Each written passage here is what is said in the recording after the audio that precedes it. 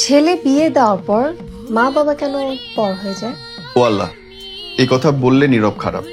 আমি বলি যে ছেলে বিয়ে দেওয়ার মোমেন্ট থেকে মা বাবাকে ভুলে যাইতে হবে যে আমার কোনো ছেলে ছিল। কারণ আল্লাহ পাক তার নবীকে দিয়ে ছেলের মা বাবার দায়িত্ব পালন করার দায়িত্ব বউকে দেয়ই নাই। আমার মা বাবা দেখার দায়িত্ব আমার বউয়ের না। এবং এই সহজ কথা, সিম্পল কথাটা যেটা ইসলাম সিদ্ধ, সেই জিনিসটা আমাদের দেশের কেউ বুঝে না, কেউ বলতে চায় না। সবাই বলে মা বাবার পায়ের নিচে বেহেশত।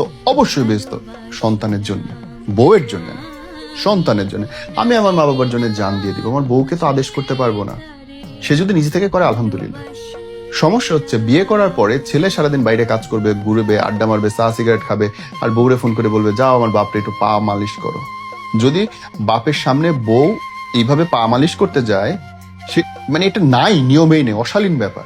অথচ এটাই চায়, যাও খাবার বাইরে দাও, এ রান্না করো, ও রান্না করো, যাও গ্রামে গিয়ে মা বাবার সাথে থাকো। What the heck it is. এটা উচিত না। বউরা প্রতিবাদ করে, হয়তো জেনে করে না জেনে করে।